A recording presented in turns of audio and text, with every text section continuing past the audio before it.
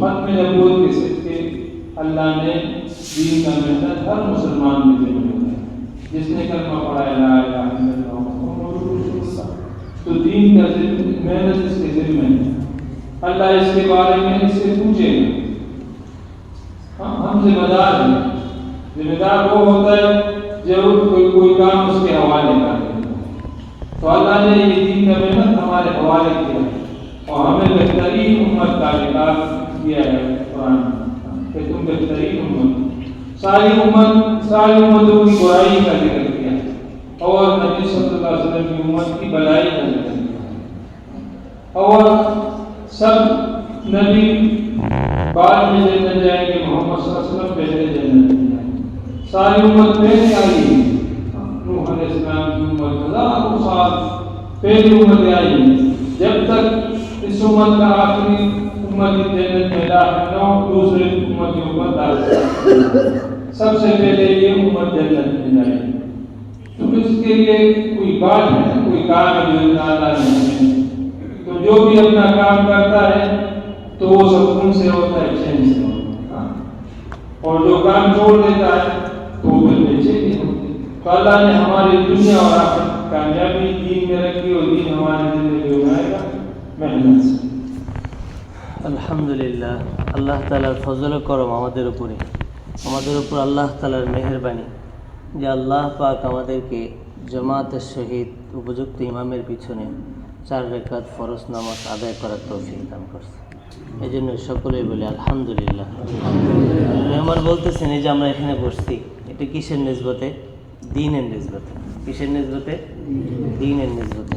আমরা যখন দুনিয়ার কোনো কিছু পাওয়ার জন্য বসি, দুনিয়ার কোনো যদি আজকে বাজারে এলান হয় যে অমুক জিনিসটা বিলানো হবে, আমরা কি পরিমাণ গুরুত্বের সহিত বসি, হ্যাঁ, যাই একসাথে হই ওই জিনিসটা নেওয়ার জন্য। যেন মেহমান বলতেছেন এই যে এখানে অল্প সময় কথা হবে, 10-15 মিনিট কথা হবে, এখানেও গুরুত্ব দিয়ে বসা, ইতমিনানের সাথে বসা, হ্যাঁ, এবং দিলের কানে শোনা, দিলের কানে শোনা। এই জন্য উঠাউঠি করবো না, কান দিয়ে শুনবো এবং আমলের নিয়তে শুনবো।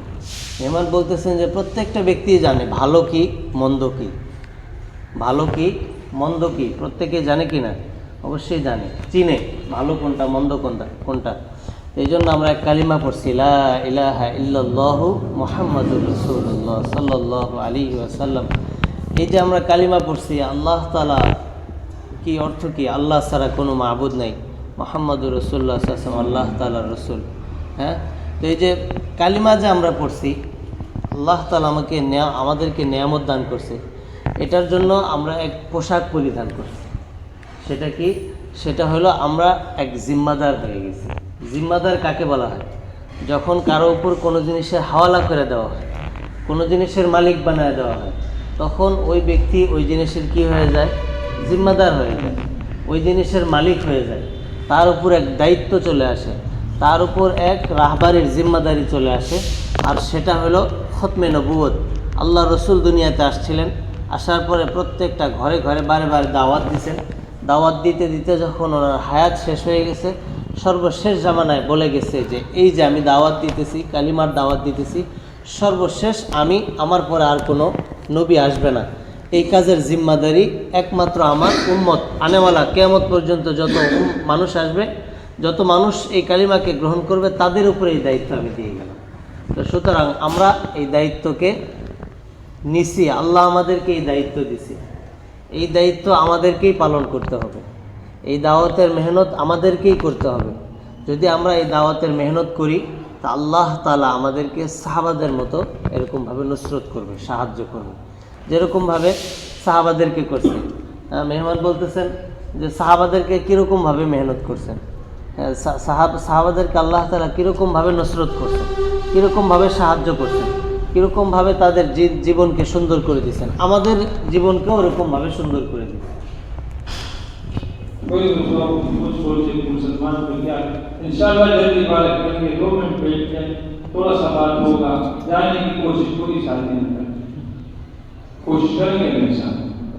तो कई दोस्तों देखो ना, सहाबा ने तो जिधर जाते थे तो लोग उससे पूछते क्या करते, तो वो बोलते फूल इस्लाम, हमारे तरह होता तो आज हम खुद नजर दौड़ाए, कोई मुसलमान, कोई दीनदार बंदा किसी को कह सकता है कि मेरे जैसे हो, किसी डर मुस्लिम, हमारी हालत क्या है मुसलमानों? न मेहनत की वजह से जो सिफात, अच्छे सिफात से वो गैरों ने अपना लिए, हमने छोड़ दिए। तो भी दोस्तों बुजुर्गों, हम खुद सोचे, ये मेहनत जो है अभी हम मुसलमानों पर मेहनत है, क्योंकि मुसलमानों का अपना हालत बिगड़ा हुआ है।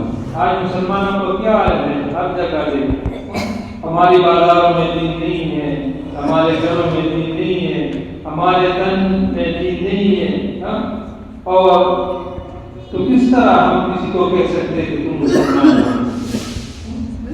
कोई दोस्तों मेहनत मुसलमानों पर है कि हमें पूरा दीन आएगा, तो फिर खुद बहुत सारे आलम में ये अल्लाह के अहकाम और नबी सल्लल्लाहु अलैहि वसल्लम के सुन्नत तरीकों में इतनी जाजिबियत है कि ये मकनातीस की तरह लोगों को खींचेंगे। अगर हम 100% अपने अंदर दीन ले आए और सुन्नत तरीके हमारे जिंदगियों में जिंदा हो जाए, तो खुद बहुत लोग इस्लाम में दाखिल होंगे। अब मुसलमान रुकावट बना हुआ है दूसरों को भी दीन में दाखिल, क्योंकि सब जो बुरे हमारे मौजूद है, तो किस तरह हम किसी को कहते हैं कि तुम मुसलमान? हम किसी के मुसलमान हो लोगे, किस तरह मुसलमान हो? तो कोई दूसरे एक वाक़या सुनाता हूँ। हमारा जुमात गया था फ्रांस,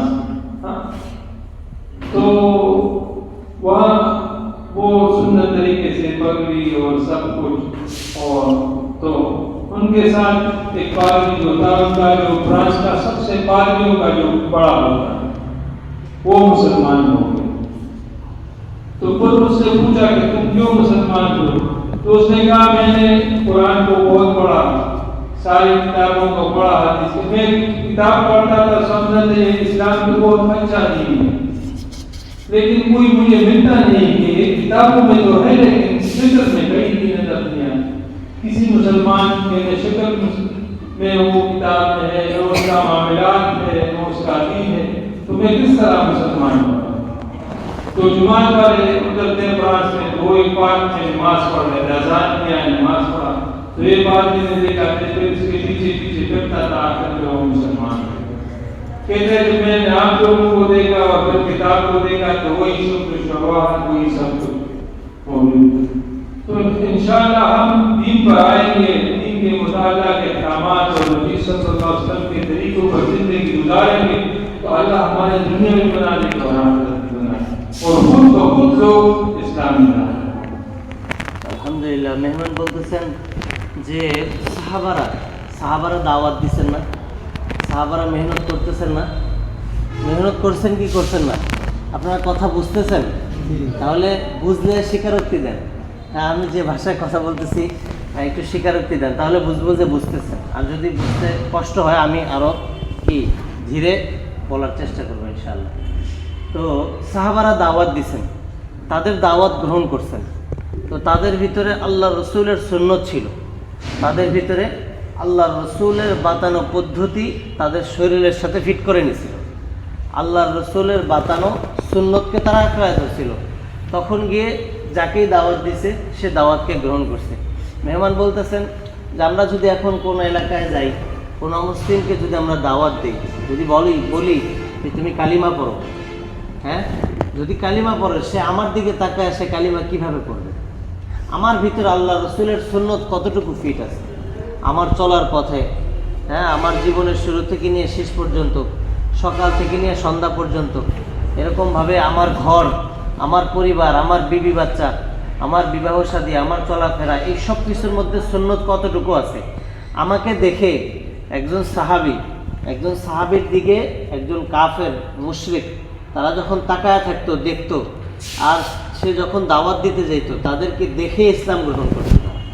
তাদের চেহারার দিকে তাকায়, তাদের লেবাস দেখেই তারা কি করত? দাওয়াত দিলে দাওয়াতকে গ্রহণ করত। কিন্তু আজকে আমি আল্লাহ রসুলের সুন্নতকে আঁকড়ায় ধরতে পারিনি, আল্লাহ রসুলের সুন্নতে আমি নিজেকে সাজাইতে পারিনি, আমি আল্লাহ রসুলের সুন্নত অনুযায়ী চলতে পারতেছি না। অন্য অমুসলিমকে দাওয়াত দেওয়ার দূরের কথা, আমি নিজেও, আমি আমার মুসলমান ভাইকে যদি দাওয়াত দিতে যাই, তারপরেও দেখা যায় আমার ভিতরে সুন্নতের কমতি। তো এই জন্য আমার থেকে মানুষ ফায়দামান কখন হবে? মেহমান বলতেছেন আমার ভিতরে যখন 100%, আমার ভিতরে যখন 100% আল্লাহ তাআলার হুকুম এবং রসুলের অনুগত্য চলে আসবে, তখন মানুষ আমাকে দেখে দেখে শিখবে। তখন মানুষ আমার দিকে তাকায় আমার কাছ থেকে কিছু নেওয়ার চেষ্টা করবে।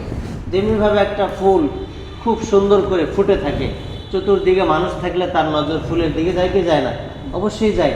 তো আমি যখন আল্লাহ রসুলের সুন্নতকে আঁকড়ায় ধরবো, আমার মাথা থেকে পা পর্যন্ত যখন আমার সুন্নতে ভরপুর থাকবে, তখন একজন মানুষকে আমি যখন কথা বলবো, এটার একটা প্রভাব, এক তাসির পড়বে। তাসির পড়ার কারণে তার দিলে আসর করবে, সে ইসলাম গ্রহণ করবে। হ্যাঁ, তাকে এরকমভাবে আমি দাওয়াত দিতে পারবো। ঠিক এমনিভাবে মুসলমানদের ভিতরেও। এই জন্য মেহমান বলতেছেন যে আমি মেহমান সফরে গেছিল এরকমভাবে ফ্রান্সে এক জায়গায়। ওখানে যাওয়ার পর ওইখানে সবচেয়ে বড় এক ব্যক্তি ছিল, পাদ্রী। হ্যাঁ, সে ইসলাম গ্রহণ করছে। তাকে জিজ্ঞাসা করা হয়েছে যে আপনি ইসলাম কেন গ্রহণ করছেন? ইসলাম কেন গ্রহণ করছেন?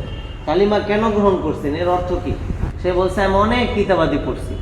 অনেক কিতাবাদি পড়ার পরে তখন সে কোরআন শরীফ নিয়ে গবেষণা করছে। গবেষণা করার পরে এরকমভাবে দেখছে যে ইসলামটা অনেক সুন্দর, ইসলামটা অনেক সুন্দরভাবে সাজানো, এটার পদ্ধতিও অনেক সুন্দর। সে দেখতেছে যে যখন এটা পড়ার পরে দেখতেছে যে বইয়ে যেরকম লেখা আছে, মুসলমান যারা ইসলাম গ্রহণ করছে, কিতাবের সাথে আর মুসলমানের চলার সাথে কি নেই? মিল নেই। কিতাবে যেরকমভাবে সে পড়ছে, মুসলমানরা ওইরকমভাবে কি করতেছে না, চলতেছে না, মিল নেই। তো এরকমভাবে খুঁজতে দেখতেছে যে হ্যাঁ, মুসলমান কিছু কিছু জায়গায় এরকমভাবে কি করতেছে, নামাজ পড়তেছে একসাথে, এরকমভাবে সুন্নতের পাবন্দি করতেছে। আর এক জায়গায় গেছে যা দেখছে যে আর একটা সুন্নতের পাবন্দি হইতেছে। আর এক জায়গায় গেছে যা দেখছে যে এরকমভাবে আল্লাহর হুকুম মানতেছে। তখন তার ইয়াকিন চলে আসছে, তার ভিতরে বিশ্বাস চলে আসছে। সে কি করছে? ইসলামকে গ্রহণ করছে। শুধু আমার ইসলাম বইয়ে, কিতাবে, কোরআনে, হাদিসে থাকবে এটাই যথেষ্ট নয়। এই পুরা ইসলামটাকে আমার শরীরের সাথে ফিট করতে হবে, আমার জীবনের সাথে ফিট করতে হবে, আমার পরিবারের প্রত্যেকটা অঙ্গে অঙ্গে ফিট করতে হবে, প্রত্যেকটা বস্তুতে এরকমভাবে ফিট করতে হবে। চলার পথে, খাওয়ার পথে, বাহির হওয়ার পথে, উযু ইস্তেঞ্জার পথে, খাবার দাবারের পথে, বিবাহ শাদীর পথে, সব জায়গায় ইসলামকে কি করতে হবে? ফিট করতে হবে। যখন আমার ইসলাম জায়গা মতো ফিট হবে, যখন আমি ইসলামকে ওইখানে ফিট করতে পারবো, তখন আমি আল্লাহ রসুলের সুন্নতের পাবন্দির যে নূর, এই নূর পাইতে থাকবো। আল্লাহ তাআলা আমাকে বরকত দিতে থাকবে। আমি এরকমভাবে কি হইতে থাকবো? মানুষ আমার কাছ থেকে দিন শিখতে থাকবে, আমি দিনের কাজ করতে সহজ হবে আমার জন্য। এই জন্য সুন্নতের পাবন্দি করা, সুন্নতের সাথে সবসময় চলা, আল্লাহ রসুল যেভাবে বাতাইছে ওইভাবে সবসময় চলার চেষ্টা করা। इंशाल्लाह कोशिश करेंगे। इंशाल्लाह हमारा इमामतों का फैसला इसी निस्बत से कि मुसलमान जाग जाए। आज मुसलमान सोया हुआ, हाँ, मुसलमान को लगाना है, मुसलमान को अपने दीन पे लाना है, तो अल्लाह का 100% करवाना नुसरत है। कहते जो भी अल्लाह का दीन पे मेहनत करता है तो अल्लाह उसको दुनिया में बना देगा। साहबा ने दीन के मेहनत की सख्ती बर्दाश्त के वक्त फिर अल्लाह ने सब कुछ दे दिया। तो अंदर ईमान बन गया तो मुसलमान बैठे हैं, हमसे पूछते अल्लाह का वादा चीज़ों से नहीं है। अल्लाह का वादा है तुम ईमान वाले बन जाओ तो ज़मीन के ऊपर आपकी बादशाही हो। ये ज़मीन सब कुछ है, ये आपके लिए, लेकिन तुम ईमान वाले। तो ये मौलाना साहब फरमाते थे कि मेरा तो काम का नाम रखना था, तो तहरीक ईमान रखना था। लोगों ने उसको तब्दील का नाम दिया। तो ये ईमान का तहरीक है, हमारा ईमान बन जाएगा तो हमारा सब कुछ बन जाएगा। जब तक ईमान नहीं बनेगा, न दुनिया बनेगा, न कब्र बनेगा, न हश्र बनेगा। हाँ, सब वाला अल्लाह का ईमान के साथ। तो इंशाल्लाह ये तहरीक है, इसी में से अपना औकात, अपने कुछ वक्त के लिए अपने औकात निकाल कर अल्लाह के आज काम के सीखने के लिए बंदा घर से निकलता है। कोई काम भी बंदा घर में नहीं सीख सकता। तो इसलिए दिन की मेहनत के लिए निकलेंगे, सीखेंगे तो फिर अपने मुकाम करेंगे, अपने मसाजिद को आबाद करेंगे, अपने घरों पर अमाल से आबाद करेंगे, तो फिर अल्लाह की रहमत आएगी। वो कम आप लोग भी मसरूफ लोग बाजार बहुत ज़्यादा वक्त नहीं लेता, लेकिन हमारी ईमान इधर आई तो उनकी नुसरत करे। अभी उधर मस्जिद में है, आगे होगी पता कल इंशाअल्लाह आते रहे, मिलते रहे, मुसलमान है, आपस में मुसलमान मिलते हैं तो अल्लाह खुश हो जाता है। हाँ, तो अल्लाह खुश हो जाएगा तो हमारा सब कुछ हो। और इसके लिए जो शादी बेटी वाजन नहीं करे, जिनकी 3 चीजें नहीं हुई, 3 चीजें गई, जिनकी 3 चीजें लगी, वो इन उनको मिलिए अदम करे और कम से कम एक नाटक से हो जाएगी मान इंशाअल्लाह। মেহমান বলতেছেন যে এই যে আমরা এখানে বসছি, এই যে দাওয়াতে তবলিগের এক মেহনত, মানুষের কাছে গিয়ে দাওয়াত দেওয়া, মানুষকে বোঝানো, এটার মূল মাকসাদ কি? মূল মাকসাদ হচ্ছে যে মুসলমানদেরকে স্মরণ করায় দেওয়া, জাগানো। মানুষ অনেক সময় কি এরকমভাবে ঘুমায় থাকে, তাকে জাগায়, আবার কখনো কখনো ঘুমের ভান ধরে থাকে, তাকেও জাগাইতে হয়। হয় কি হয় না? একজন ঘুমায় রয়েছে, তাকে জাগানো অতি সহজ, আর যে ঘুমের ভান ধরে আছে তাকে জাগানো কঠিন। এই জন্য মেহমান বলতেছেন যে আমরা মুসলমান, আমরা ঈমান আনছি, আমাদেরকে তো আর ঈমান নিয়ে আসতে হবে না নতুন করে, আমাদেরকে শুধু আল্লাহ রসুলের পদ্ধতিতে আসতে হবে। আমাদেরকে স্মরণ করায় দাও, আমাদেরকে একটু আমরা মুসলমান, আমরা আল্লাহ রসুলের তরিকা অনুযায়ী চলতে পারতেছি না, আমরা আল্লাহ রসুল কি এর ফাজাইল বর্ণনা করে একটু জাগায় দাও, একটু স্মরণ করে দাও। তো যখন বান্দা আল্লাহ রসুলের তরিকা অনুযায়ী চলবে, তখন তো বান্দা এরকমভাবে কি সুখ শান্তির জিন্দিগি পার করতে থাকবে। এই জন্য মেহমান বলতেছেন যে এই কাজের যে দায়িত্ব, এই কাজের দায়িত্ব কাদেরকে দেওয়া হয়েছে, এই কাজের দায়িত্ব কারা বহন করবে? তো মেহমান বলতেছেন সাহাবারা এই কাজের দায়িত্ব গ্রহণ করছে, এই কাজ সব সময়ের জন্য করছে, তারা এরকমভাবে কি হয়ে গেছে, দামি হয়ে গেছে। এই কাজ করতে থাকতে হবে আল্লাহ রসুলের পদ্ধতি অনুযায়ী। যখন আল্লাহ রসুলের সুন্নত জিন্দা হয়ে যাবে, আল্লাহ রসুলের পদ্ধতি অনুযায়ী আমি করতে থাকবো, তখন এই কাজের প্রচার প্রসার এরকমভাবে কি হইতে থাকবে, চলতে থাকবে, বাড়তে থাকবে, আল্লাহ তাআলা আমাদেরকে কবুল করতে থাকবে। এই কাজটা তো সাধারণ একটা কাজ না। ইমাম ইলিয়াস রহমতুল্লাহি আলাইহি এই কাজের নাম দিয়েছিলেন কি? এই কাজের নাম দিয়েছিলেন তাহরিকে ঈমান, ঈমানি আন্দোলন। ঈমানের এক মুযাকারা চলতে থাকবে, ঈমান নিয়ে মানুষ একে অপরের সাথে এরকমভাবে কি করতে থাকবে, মুযাকারা করতে থাকবে, ঈমানের আলোচনা করতে থাকবে, বলতে থাকবে, শুনতে থাকবে। তো মানুষ এটার নাম দিয়ে দিছে তাবলীগ। তো ঈমান আমাদের ভিতরে জাগে, আমরা ঈমানদার হয়ে যাই। যদি আমরা ঈমানদার হয়ে যাই, তাহলে তো আমাদের সব কিছু আমার হাতে চলে আসবে, নাকি? সব কিছু আমার আয়ত্তে চলে আসবে। আর যদি আমার ঈমান না বনে, আমি ঈমানদার না হইতে পারি, আমার ঈমান যদি আমি ঠিক করতে না পারি, তাহলে তো আমার দুনিয়াও বরবাদ হবে, আখিরাতও বরবাদ হবে। এই জন্য ঈমান আমার ভিতরে কিভাবে আসে? ঈমানের মুযাকারা করার জন্য, ঈমানকে জিন্দা করার জন্য, ঈমান বাড়ানোর জন্য মেহমান বলতেছেন যে আল্লাহর সাথে বান্দার সম্পর্ক কিসের? আল্লাহর সাথে বান্দার সম্পর্ক না মালের, না সম্পদের, না শরীরের, না কোনো কিছু, দুনিয়ার কোনো আসবাবের। আল্লাহর সাথে বান্দার একমাত্র ওয়াদা হচ্ছে কিসের সাথে? ঈমানের সাথে। ওয়াদা কিসের সাথে? ঈমানের সাথে। তোমার ঈমানকে তুমি ঠিক করো, তুমি ঈমানকে বানাইতে থাকো, তোমার ঠিকানা সোজা জান্নাত হবে।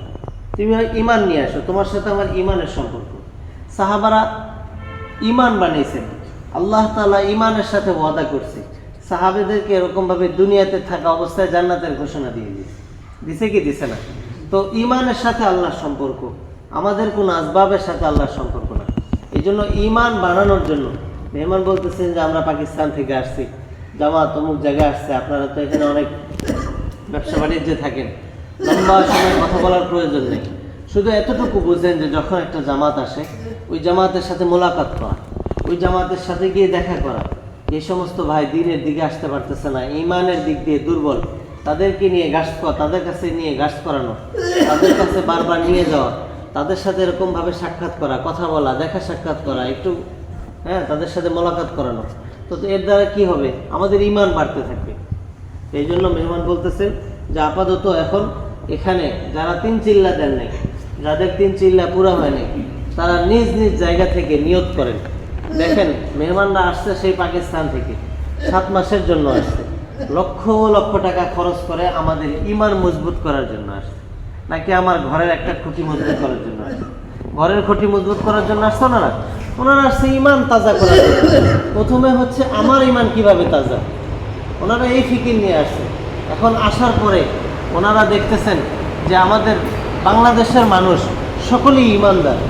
হ্যাঁ, 7টা দেশ সফর করছে, 7 দেশ সফর করার পরে আবার বাংলাদেশ আসছে। আসার পরে দেখতেছে সবাই ইমানদার, কিন্তু ইমানটাকে তাজা না, ইমানটা দুর্বল। এই দুর্বল ইমানকে তাজা করার জন্য এই মেহনত। ইনশাল্লাহ প্রত্যেকে নিয়ত করেন 3 চিল্লার জন্য। নিয়ত করা যায় না? 3 চিল্লা হয়নি কার কার? 3 চিল্লা নিয়ত করেন। হ্যাঁ, যাদের 3 চিল্লা হয়ে গেছে তারা বাহিরের জন্য নিয়ত করে। কত মানুষ এরকমভাবে কালকে একটা কারগুজারি শুনেতেছিলেন আমি, যে এরকমভাবে এক দেশে গেছে, যাওয়ার পরে ওইখানে গিয়ে টুপি পাগড়ি ইত্যাদি এগুলো শুধু লাগাইছে, লাগায় এরকমভাবে সফরে বের হয়ে গেছে মসজিদ থেকে। আর এরকমভাবে মানুষ দেখতেছিল আর দলে দলে মুসলমান দেখতেছিল। তারা জানতোই না আল্লাহ কি, রসুল কি। এই জন্য নিয়ত করেন ইনশাল্লাহ। 3 চিল্লা পুরো হয়েছে কাদের? 3 চিল্লা হয়েছে কাদের? ইনশাল্লাহ বাহিরের জন্য নিয়ত করেন। হ্যাঁ, বিদেশ সফরের জন্য ইনশাল্লাহ নিয়ত করেন। আর আসাতেজা একরাম আছেন, সুযোগ মতো সুবিধা মতো সালের জন্য নিয়ত করেন, সালের জন্য ইনশাল্লাহ নিয়ত করেন।